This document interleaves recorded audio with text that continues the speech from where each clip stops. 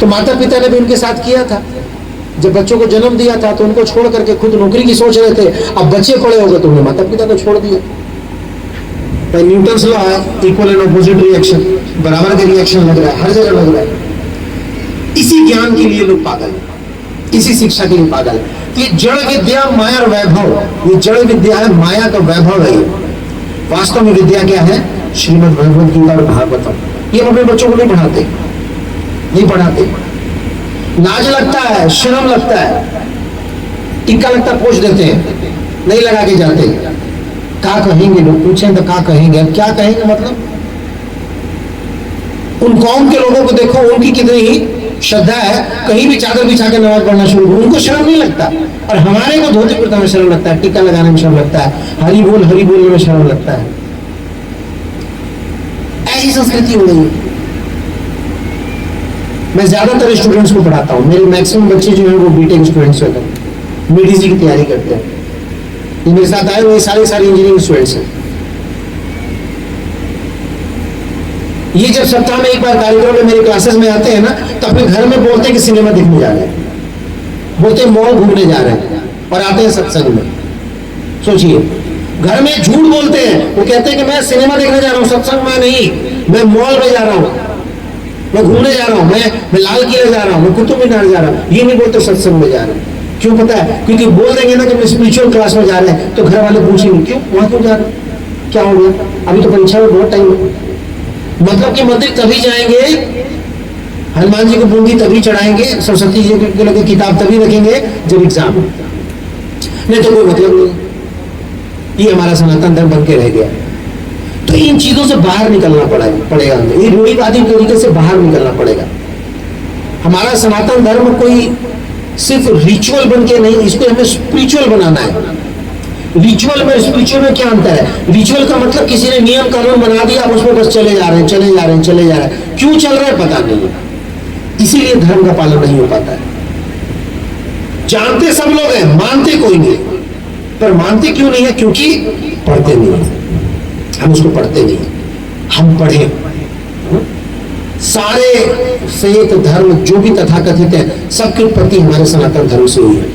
आपको आपने सुना ही होगा, संस्कृत से ही सारी भाषाएं आती हैं। उसी तरह हमारा सनातन का मतलब ही होता है जिसका ना कोई आदि है ना अंत है, वो सनातन है। सब कुछ वहां से शुरू हुआ है। पर हमारे भक्तों की संख्या, हमारे देश की संख्या घटती जा रही है। क्यों घटती? क्योंकि हम पढ़ते नहीं। तो इसी अज्ञानता को दूर करने के लिए स्वयं परम पुरुषोत्तम भगवान इस धरा धाम में आए, इस कलयुग में भगवान आए। वैसे तो भगवान कलयुग में प्रकट नहीं होते, कलयुग में नाम के रूप में प्रकट होते हैं, पर भगवान का एक छद्म अवतार है, एक छुपा हुआ अवतार है, जिनको चैतन्य महाप्रभु कहते हैं। चैतन्य महाप्रभु 1486 में प्रकट हुए थे, पश्चिम बंगाल के नादिया डिस्ट्रिक्ट में। आप में से कई लोगों को अब पता चला होगा, पहले पता नहीं था। जब अकबर का शासन था, उस समय धरती पर स्वयं भगवान थे। और ये हम इस्कॉन वाले हैं इसलिए नहीं कह रहे, हम इसलिए कह रहे हैं क्योंकि हमारे शास्त्र में दिया हुआ है। कृष्णवणम तुषागिष्टम संगोपांगा पार्षदम यज्ञ संकीर्तन प्राय जजंती ही सुमेधशा।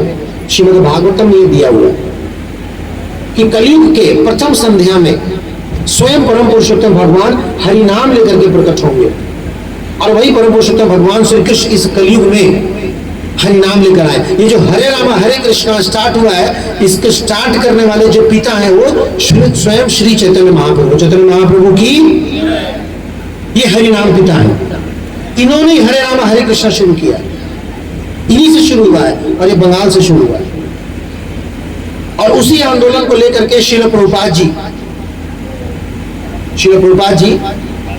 1896 में 1896 में वो प्रकट हुए और अपने गुरु से उन्होंने ये संदेश सुना कि इस धरती का अगर हम उद्धार करना चाहते हैं, मानव जीवन को उद्धार करना चाहते हैं कि कलयुग का प्रभाव ना पड़े, तो इस हरि नाम का प्रचार करना पड़ेगा।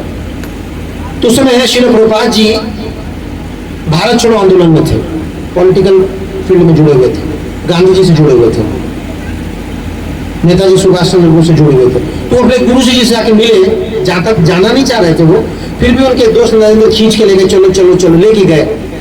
जब अपने गुरुदेव से मिले तो उनके गुरुदेव ने उनको बताया, इन लोग ने गुरुदेव से पूछा कि जब देश गुलाम है तो ये हरे राम हरे कृष्ण क्या काम आएगा? तब उन्होंने बताया कि आप इस देश की आजादी के बारे में सोच रहे हो, हम जीवात्मा की आजादी के बारे में सोच रहे हैं। आज आप मान लीजिए भारत से आजाद हो गए, कल मान लीजिए ताइवान में पैदा हो गए, तब मान लीजिए उधर गाजा पट्टी में पैदा हो गए, तब उसको आजाद कराओगे, घूम घूम के आजादी कराते रहोगे। आत्मा की आजादी असली आजादी है, ये बात उनके दिमाग में बैठ गया।